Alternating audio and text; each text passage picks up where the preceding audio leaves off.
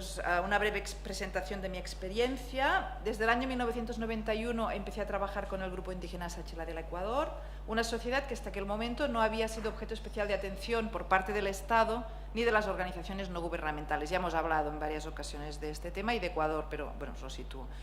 Actualmente esta ciudad se llama Santo Domingo de los Sáchila, algo simbólico que ellos han conseguido. Antiguamente eran conocidos como colorados, pero tengo el mapa antiguo. La misión católica desde la ciudad, a través de las hermanas Lauritas, se encargaba de la educación bilingüe y, excepto en la comuna de Chihuilpe, en la que yo trabajé, no había iglesias ni curas católicos.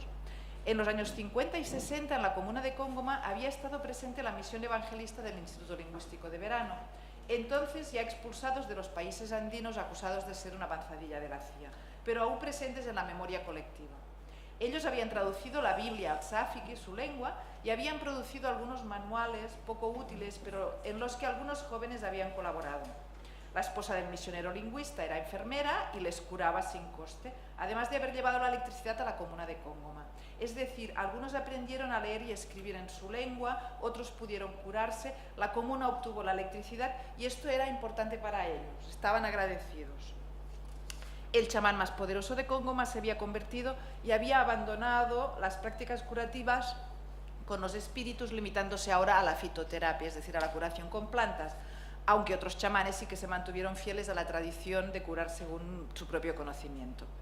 En aquel momento no habían experimentado ningún programa de cooperación, excepto la ayuda de los evangelistas y otro intento frustrado, fruto de una relación personal de una fisioterapeuta, promotora de una fundación benévola con sede en Quito, interesada por el deporte. Montar equipos de vóley, el deporte nacional ecuatoriano, en las comunas ofrecería un espíritu comunitario positivo incluido en equipos de mujeres. A ella le debo mi primer nexo con la comunidad a través del contacto con un médico de familia en Santo Domingo, de una familia muy católica.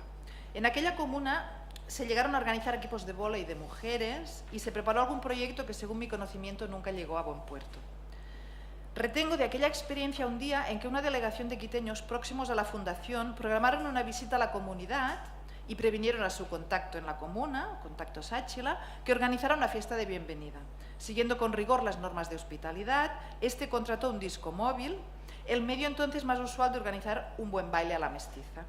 Los quiteños se vieron sumamente defraudados, esperaban tradición, Sáchila vestidos con el atuendo étnico, pintados y tocando la marimba, su instrumento tradicional. Fue el primero de una serie de malentendidos a los que asistí, de aquella u otra organización, ONG o institución política, religiosa o académica. Los Sáchila debían seguir contando para su precario bienestar con la ayuda paternalista de la Iglesia que les proporcionaba a través del obispo dicha ayuda. El Estado se encontraba muy lejos. Por otro lado, la ciencia solo había producido algunos informes antropológicos hasta mediados del siglo XX, fruto de muy breves estancias de distintos antropólogos que no viene a cuento ahora mencionar. De forma incisiva había estado a través de los estudios lingüísticos, esto sí. Por un lado, el mencionado Instituto Lingüístico de Verano, organización evangelista cuyos pastores, formados en el estudio de la lengua, tenían por misión transformar las sociedades indígenas desde su seno, instalados en las comunidades, formando jóvenes en la traducción de la Biblia a sus lenguas vernáculas, y habían creado, ¿no?, y unido así un grupo de jóvenes bajo su manto. Y ya disponían de diccionario, gramática y algunos cuadernos de primeros auxilios, así como libros de costumbres de los antiguos israelitas, que si pensamos en la utilidad que debía tener este folletín para los Sáchila, pues... Por otro lado, el Banco Central del Ecuador había dedicado un departamento, a través del programa de lenguas vernáculas, a la recopilación de algunas tradiciones y la traducción de mitos al castellano, con la ayuda de algunos de estos mismos jóvenes, formados previamente por el Instituto Lingüístico de Verano, pero en este caso remunerados. A los distintos criterios de transcripción de la lengua que proporcionaba la educación bilingüe de las misioneras católicas lauritas, los misioneros evangelistas y los del Banco Central del Ecuador, tres formas de transcribir la lengua, se unían tres ideologías y tres formas de entender la relación con los pueblos indígenas, en principio contrapuestas. La católica, la evangélica y la científica, aunque en los tres casos la percepción de los supuestos beneficiarios de aquellos agentes externos no variaba mucho. Gringos susceptibles de actuar para mejorar su terrible precariedad a cambio de algunas prerrogativas más o menos compatibles con sus hábitos.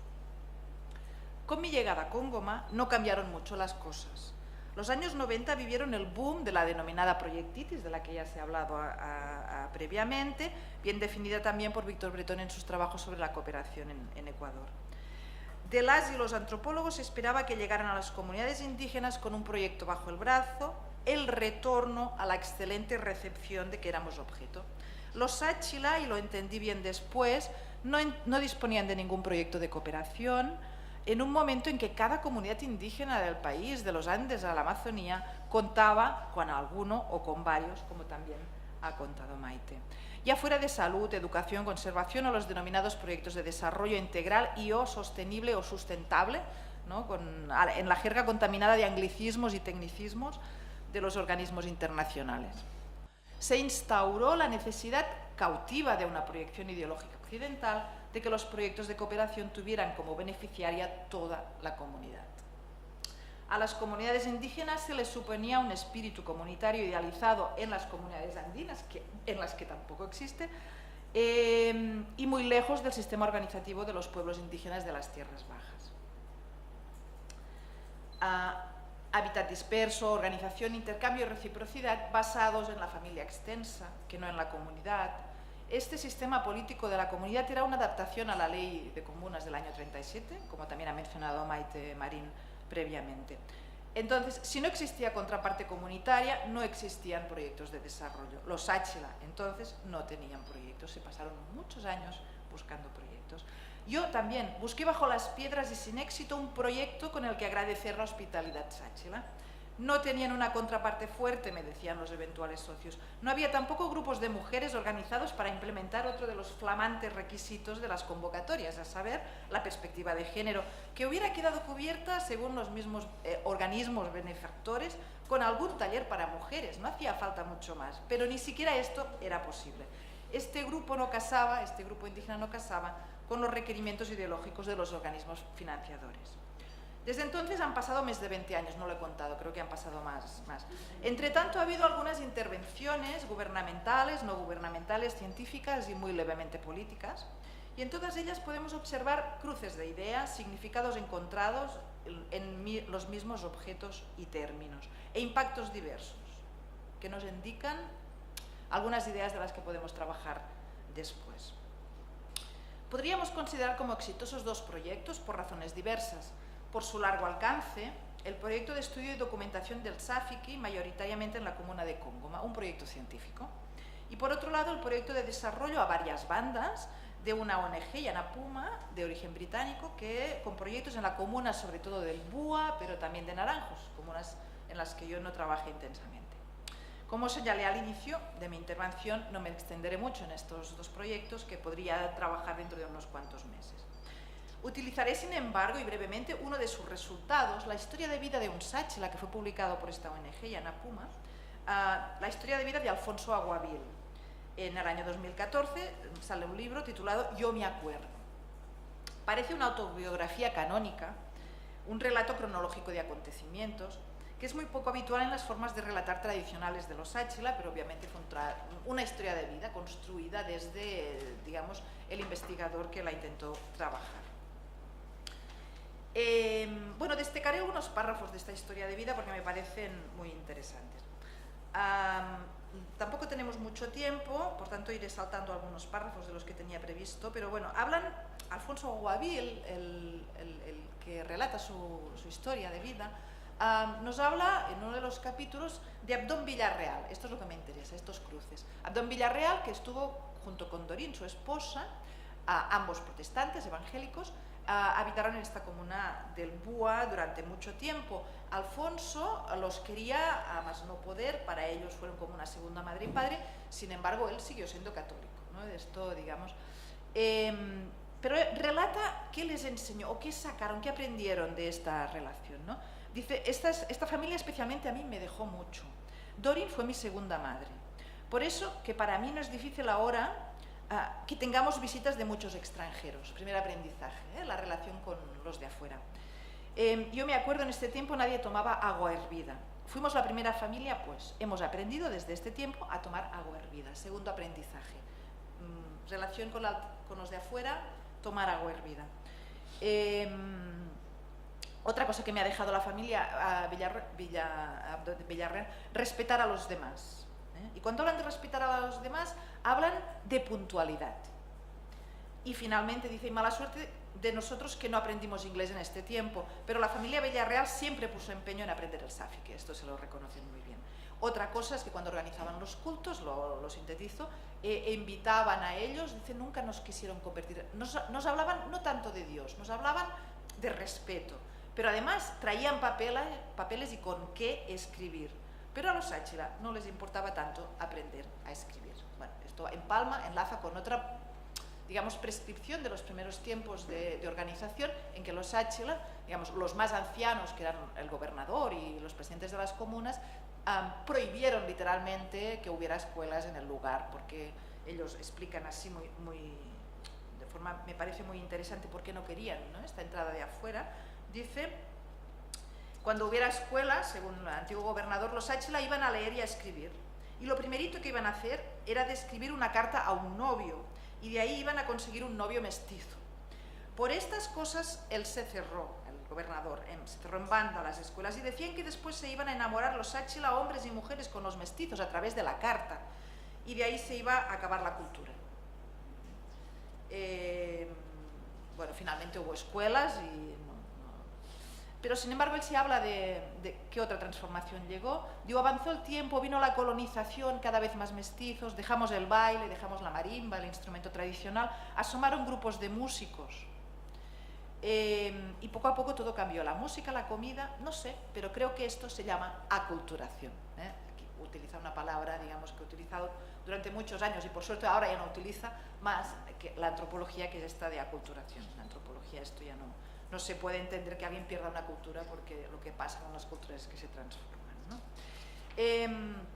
Bueno, de todo esto yo había sacado un poco, tenía muchos ejemplos vinculados con la arqueología, con otros proyectos, no los voy a relatar, simplemente voy a terminar con un par de propuestas que tenía en mente, que son ideas lanzadas, algunas ya han salido, que es la idea de que si cada vez de las veces que tenemos memoria en que ha habido intervenciones de afuera, ha habido, digamos, una interpretación, o sea, un mensaje que se ha emitido desde el exterior de una manera, con una intención, y otro mensaje que se ha recibido desde el interior radicalmente distinto, siendo el mensaje el mismo, yo creo que alguna cosa debemos sacar de aquí. Y puesto que estamos aquí reunidos para hablar de comunicación y de intercomunicación con los pueblos indígenas, creo que este era un tema de interés. Entonces, una de las propuestas es la coparticipación, es decir, no vamos nosotros a emitir, vamos a, como mucho, a intervenir o a participar de un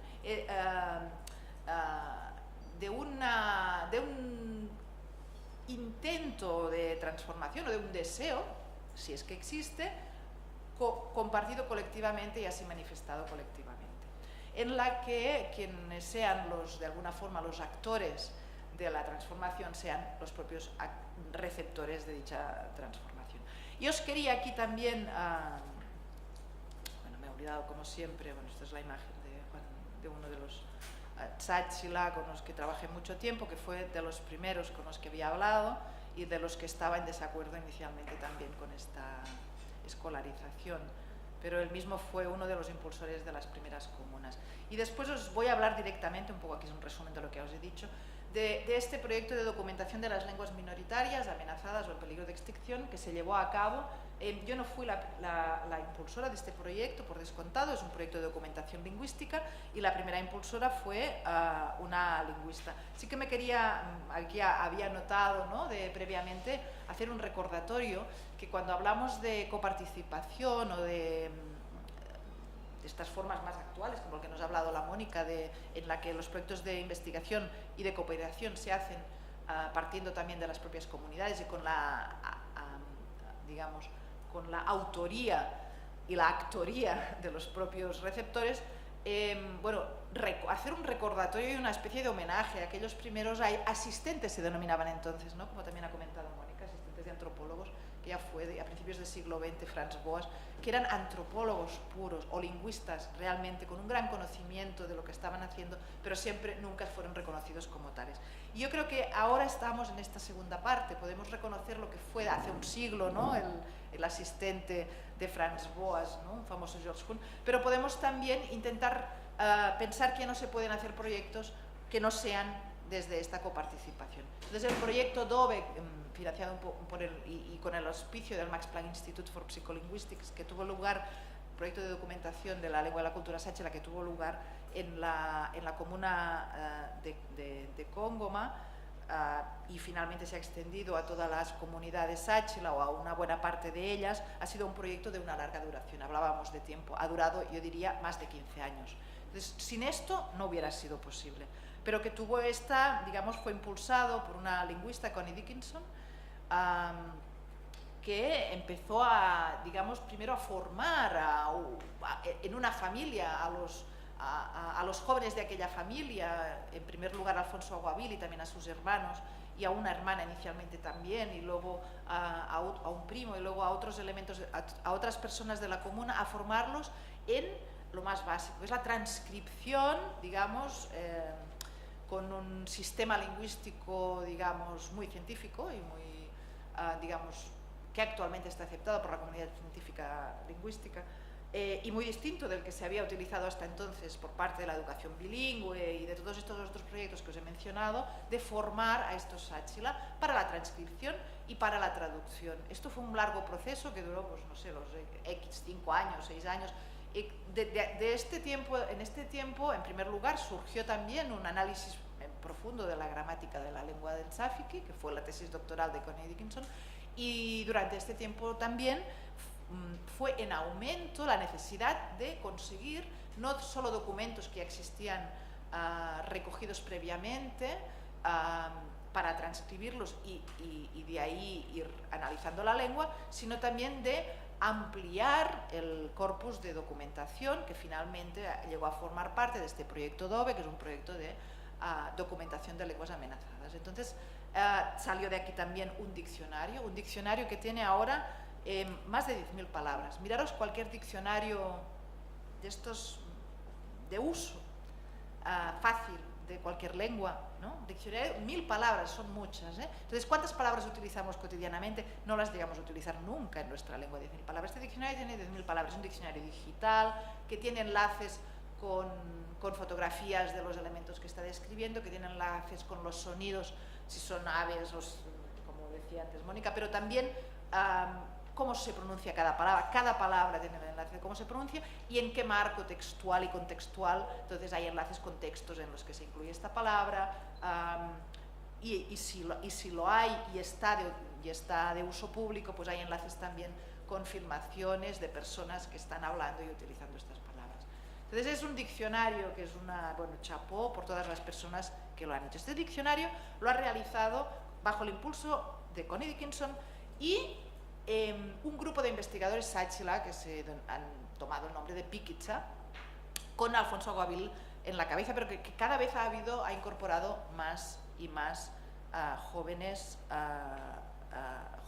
sáchila para hacer este proceso y de documentación, es decir, de recolección de narraciones, pero no solo narraciones, también como filmación, que se ha incorporado más tarde, pero todo ahora está filmado, pues un anciano que explica cómo se realiza un canasto mientras lo va realizando, pero todo esto simultáneamente con un joven sáchila que está entrevistando y preguntando para sacar el máximo de datos sobre este proceso. Entonces, lo que hicimos también al principio, ya que fue una de mis colaboraciones con este proyecto, fue un curso, un taller, que fue muy, muy interesante, de formación de estos jóvenes, y algunos no tan jóvenes, pero bueno, mayoritariamente jóvenes sáchila, que iban a participar en el proyecto, formación de métodos de trabajo de campo antropológico. Y esto fue muy interesante, porque, digamos, bueno, una anécdota, ¿no? Nosotros siempre decimos, cuando tú vas a hacer una entrevista, no te puedes situar como autoridad, porque si no el entrevistado va a sufrir, a pensar ahora si lo haré bien o no, y se sentirá examinado, ¿no? Entonces, por ejemplo, no te sientes nunca en una silla más alta que Entonces ahí nos empezamos a encontrar en detalles de estos, ¿no? De un sáchila que iba a entrevistar a una persona mayor y le sacaba una silla a la señora que era más alta que el taburete para el que el otro hacía el canasto, ¿no? Entonces decía, no puedo hacer la entrevista porque esta silla es más alta, ¿no? Pero bueno, fuera de estos detalles, ha sido un macro proyecto,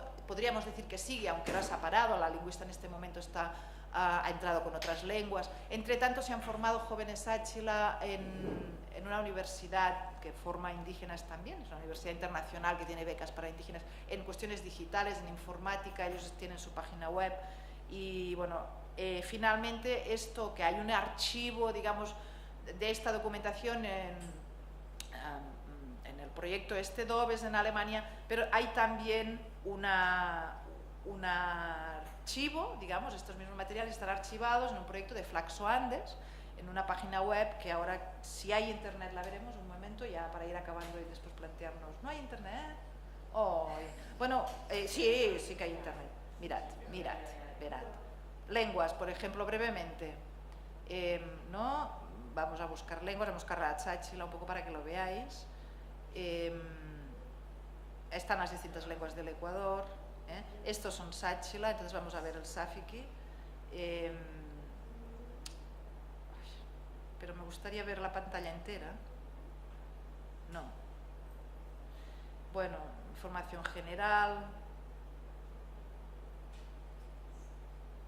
Bueno, aquí hay un texto, claro, es que se ve distinto de mi pantalla, pero bueno, sobre el proyecto, fotografías, vamos a ver las fotografías, las imágenes, ahora las hacen ellos, los vídeos los hacen ellos. En definitiva, es cierto que sigue habiendo el liderazgo y también la facilidad de obtención de financiación extranjera gracias al trabajo de esta investigadora, pero también es cierto de que ahora lo están manejando mucho ellos, ¿no? En esta lengua y en otras lenguas del país. Bueno, perdona, ¿dónde abajo? Si bajamos, eso, bueno. Entonces, esto es parte del grupo que ha trabajado, ¿no? Jacinto Aguavil, que está, Primitivo Aguavil, que ya está, bueno, Jacinto ya murió. Aquí enseñan, por ejemplo, cómo se realizan la pintura de las cabezas. Ramón también fue uno de los integrantes desde el primer momento. En fin, podéis mirarlo vosotros, ahora no vamos a entretenernos, pero esta era una de las propuestas. Y después yo tenía una última propuesta, no me has dicho si no me has controlado. Ya toca. Entonces, ahora para acabar, una última propuesta, y aquí ya no será con el ejemplo sáchila, y solo la mencionaré muy brevemente, pero que también es para la reflexión. Aquí estábamos en un proyecto de coparticipación, claramente, y luego hay otro ejemplo que os quería poner con otra tipología que yo creo que es hacia donde vamos todos, ¿no? Que no se anulan mutuamente, que es en el momento en que los investigadores son indígenas. Entonces, y esto lo pude vivir gracias a una colega que tenemos también, que fue una doctoranda mía, que acabó la tesis este último noviembre, ella indígena de los Andes, peruanos, y que realizó un trabajo de campo, Chasca Eugenia Carlos se llama, una tesis preciosa, sobre su propia comunidad. Entonces aquí nos da la siguiente reflexión.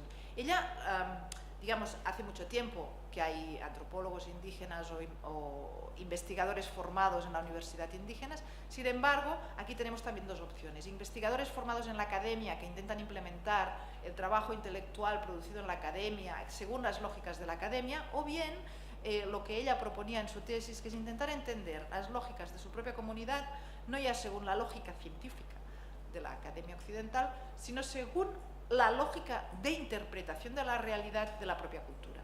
Y yo creo que lo consiguió precisamente porque ya tenía las herramientas de ambas.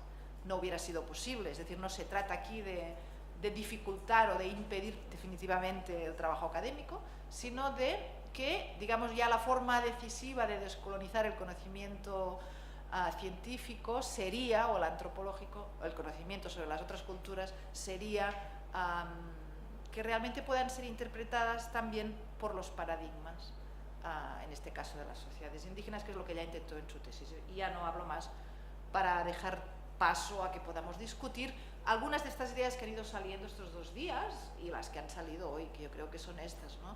Digamos, recepción de mensajes emitidos desde Occidente de forma diversa y recibidos con un mensaje distinto al que se emitió, yo creo que esto es incomunicación, y la otra que es la posibilidad de abrir nuevas vías para que esta comunicación sea posible, pero además con el beneficio de los beneficiarios, ¿no? De los pueblos indígenas, y también, ¿por qué no?, de la ciencia y de Occidente, que somos parte de este intento de comunicación. Yo creo que han salido todas estas cosas y si os va bien podemos empezar aquí el debate para que después la promotora de este workshop nos pueda dar el cierre.